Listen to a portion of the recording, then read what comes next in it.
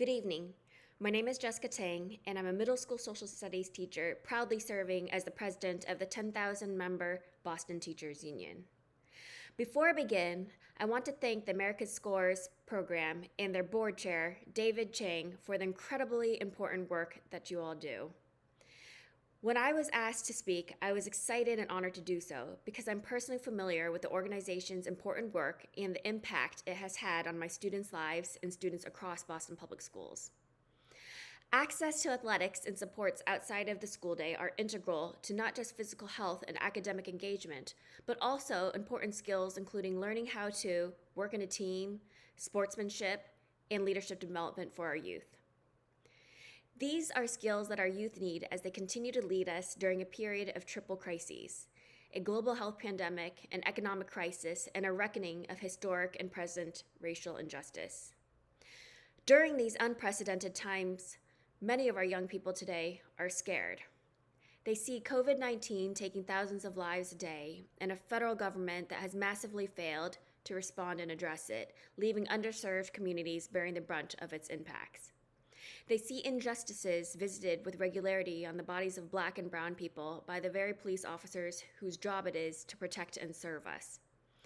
They see an economy where millions of people have lost their jobs and now are at risk of losing their homes, and now also face a lack of health care and food insecurity as a result. It's easy to be frightened looking at this nation's landscape, but one simple truth keeps me going. The youth of today, in the face of fear and discord, are demanding a change for the present and for their futures. They are our hope for a better tomorrow. As I watch and join protests, I see streets filled with young people marching and raising their voices safely and peacefully. Students in Boston and young educators in our union, many BPS graduates themselves, are leading the way. I see their collective action, despite the danger from the ongoing pandemic, drawing national attention to issues of systemic racism, police misconduct, and the need for reform. They are marching in large cities from Seattle to Denver to New York and to Boston, but they're also marching in hundreds of small towns and suburbs such as Falls Church, Virginia, and rural, overwhelmingly white communities such as Bethel, Alaska, Garden City, Kansas, Haley, Idaho, Meridian, Mississippi, Canab, Utah, and Du Bois, Wyoming. Those standing on the front lines and being arrested by the thousands reflect every race, creed, and religion. This generation is protesting for social, racial, and economic justice. They are unafraid to say, love is love, women's rights are human rights, science is real, healthcare is not a privilege, Asians are not a virus, nor your model minority, no human is illegal, and of course, Black Lives Matter. Former President Barack Obama, in a speech he gave online about these protests, observed that there is, and I quote, a far more representative cross-section of America out on the streets that didn't exist back in the 1960s. That kind of broad coalition. During the 1960s, the mainstream media was an ambiguous ally of the civil rights movement, broadcasting painful images of police beating protesters in Birmingham and Selma, while other times vilifying leaders, including Martin Luther King Jr., for his anti-war stance and demonizing the views of Malcolm X, a prominent critic of police brutality.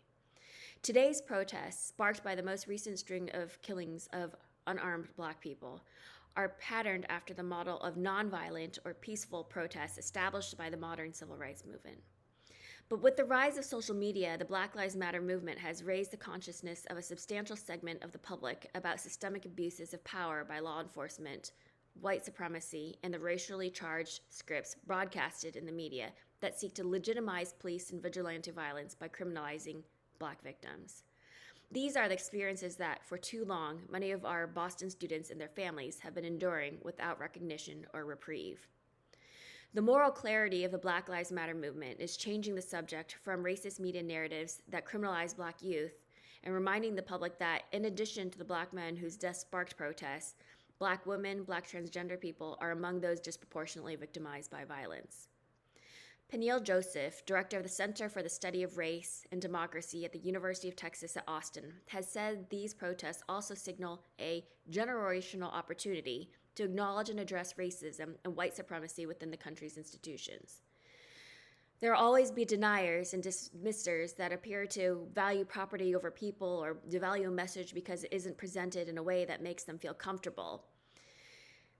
And they can become afraid of those who, ironically, have been living in fear for their lives. However, as the rapper Nas once said, people fear what they don't understand and hate what they can't conquer. But when I look at the young people stepping up to lead these movements in Boston and across the country, I know that they will not be conquered. I know that this is a new wave of protest and activism that will transform old attitudes and pave the way for a more just, more welcoming, and more inclusive society for all, regardless of race, ethnicity, sexual orientation, gender, income, or zip code. And we are here to help them. Boston Scores is a critical organization bringing together area professionals, corporate partners, and members of the Boston soccer community in support of students in Boston Public Schools. Scores develops leadership skills in our students to enhance their civic participation. Scores partners with BPS teachers, our coach mentors, to provide youth in grades K through 12 with an after-school soccer and enrichment program. Students typically participate 5 days per week, including 2 days of girls and boys soccer practices, 2 days of enrichment classes, poetry or civic leadership, and a soccer game in which teams are transported to play other BPS schools. Our nation has long understood the importance of sports in education. Research indicates it encourages better academic performance, fosters greater inclusivity and participation in the classroom, as well as improving student health and preparedness for school and for the future. Enrichment programs such as America Scores helps to foster such outcomes through its targeted programs that connect directly to academic performance. When students enter high school, these enrichment programs add in college and job readiness workshops. Efforts like these help provide Boston Public School students with team-based education programs that promote health and well-being, academic engagement, and civic leadership. The mission is to unlock their full potential, body, mind, and soul. In doing so, we will enable them to understand the myriad challenges facing our nation and give them the tools they will need to strengthen their leadership and make positive change. Studies show that youth who volunteer in their communities are more likely to abstain from drugs and alcohol, succeed in school, and graduate from high school, and to vote. They are 50% more likely to say they will probably graduate from college, 2 times as likely to discuss world affairs with adults. Boston Scores provides the opportunity to our youth to do exactly that. Students in these programs are prepared to give back to their communities through experiential service projects and donation of profits from their team-based social entrepreneurship ventures. Students in these programs also show across-the-board improvement in their writing and overall academic improvement. As I said at the start, this is a time when we need strong leaders to fix our nation. But first, they need us to be there for them and give them the tools, support, and affirmation our young people will need to tackle today's challenges and be our leaders. Thank you for doing your part as we all continue to listen to our youth and heed their calls as the leaders we need and our hope for a better tomorrow.